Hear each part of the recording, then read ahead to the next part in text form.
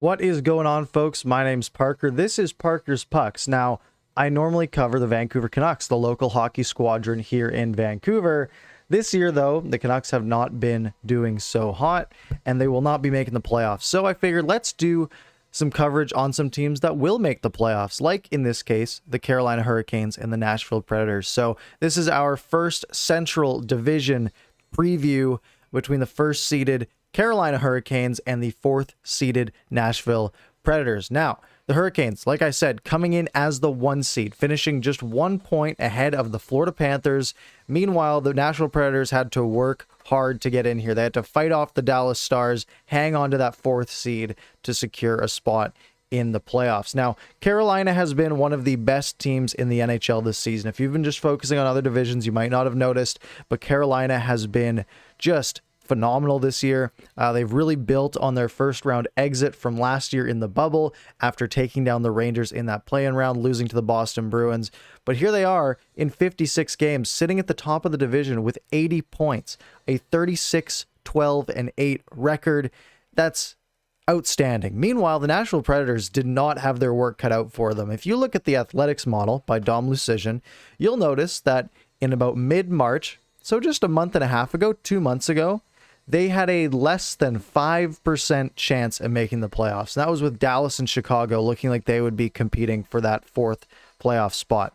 But Dallas faltered a little bit, Chicago faltered a little bit, and Nashville just went on an ungodly run and snuck their way into the playoffs. So they finished with a record 31 wins, 23 losses, 2 overtime losses for a total of 64 points. Now, meanwhile, Carolina has been especially dominant on home ice, and they will have 4 to the 7 games at home if it were to go that far. Home ice advantage as the higher seeded team in the playoffs. At home this year, Carolina played 28 games. They won 20 of them. Only 3 regulation losses at home, 5 in overtime. They took 45 points home out of a possible 52 games. Absolutely absurd, and especially with Nashville, who struggled a little bit on the road this season, that could be a really big part. It might be really hard for Nashville to take a game off of Carolina at PNC Arena. Now, of course, these teams were in the same division this year, so that means we have some good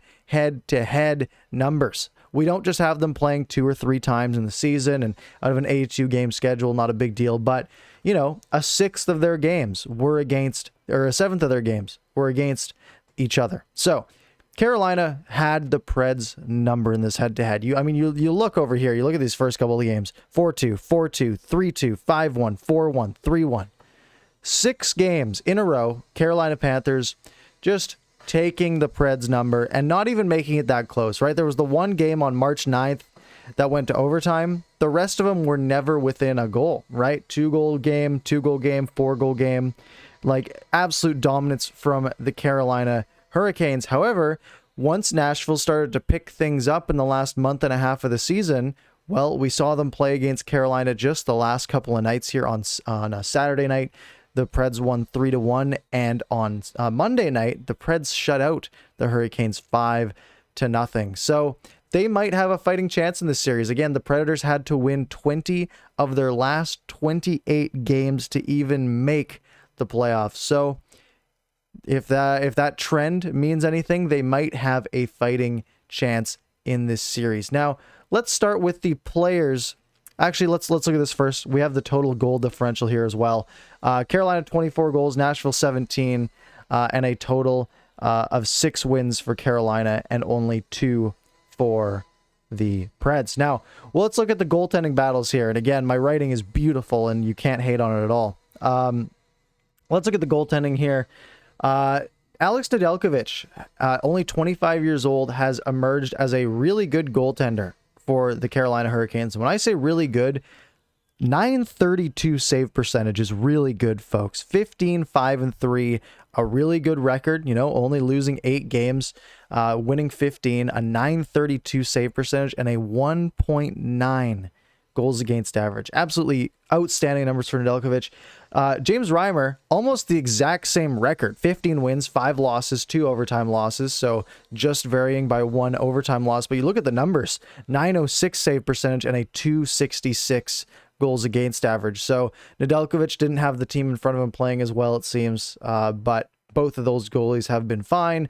And Peter Mrazek has also gotten between the pipes a little bit lately. 6 wins, 2 losses, 3 in overtime.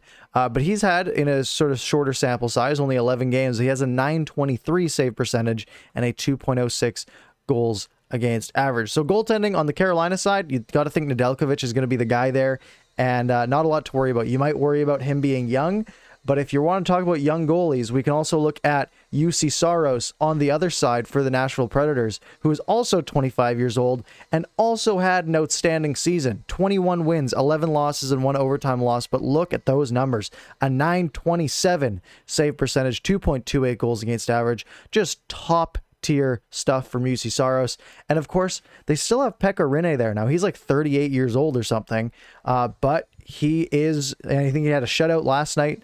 And he's still Pekka Rinne, right? If you're going into an elimination game and you want to put Pekka Rinne in net, I don't think you're too worried about that. He is still Pekka Rinne, even if he's not as good as he once was. Now, let's take a look at some of the players that will be on the ice for these squads. Let's take a look at the top scorers. So, at the top here, we have Carolina's top scorers, and you're going to really see a difference in the top level skill. Nashville has good depth. They have a lot of decent players to sort of fill out a lineup, but Carolina has some of that star power with guys like Sebastian Aho. 24 goals, 33 assists, 57 points, just over a point per game for him. Vinny Trocheck, 47 games played, 17 goals, 26 assists for 43 points, just under a point per game. And then you have Andrei Svechnikov, who has also been excellent. 15 goals, 27 assists for 42 points. Dougie Hamilton on the blue line has 42 points this year. And Martin Necas, 41 points in 53 games this year. So lots of high skill guys who know how to score, who know how to put points up. Meanwhile, you look at the Nashville side down here. Their leading point scorer, Roman Josi, defenseman, 48 games played, only 33 points, 8 goals, 25 assists. Now, I say only 33 points. For a defenseman, that's a lot. But you look at the Hurricanes' top defenseman, Dougie Hamilton, he had 42 points. You look at their top scoring forward here, Filip Forsberg, 32 points in 39 games. Aho had 57 and 56. Now, of course, Forsberg only played 39 games, but it's still a big difference in points. And, you extrapolate that out, and he's still only getting maybe like 48 points or so, something like that. So maybe a little less. Probably a little less, maybe something like 45 points. So again, Nashville really struggles to have that top-end scoring talent. You got guys like Calle Järnkrok as their third leading scorer, 28 points in 49 games. Mikael Granlund, 27 points in 51 games. And Victor Arvidsson with 25 points in 50 games. So that's it. There's going to be a bit of a scoring discrepancy, I would think. Now, I'm not going to make outright predictions in this video. I'm going to be doing my bracket challenge on Friday or Saturday, just before the playoffs actually start. So stay tuned for that. But I'm definitely leaning Carolina with a bullet in this series, and I don't think it's going to be all that close. Carolina just has so much top-end skill. Now, I do think goaltending will be something to monitor. We've seen that both of these teams, like I said, Nedeljkovic and Saros, both really good numbers throughout the season, but they're both 25-year-old goalies, right? We might see one of them falter, and maybe they have to go to someone with a little bit more veteran cachet, like a Pekka Rinne or a Mrazek, potentially. So that's going to be my thing to watch in this series, is can these young goaltenders hold up under the playoff pressure? We're going to have some fans in the stands for this one. Really excited to watch some playoff hockey. And of course, you can follow me on Twitter, YouTube, all that stuff. I hope you guys enjoy the series. We'll have more previews coming up over the next couple of days here, and we'll see you next time.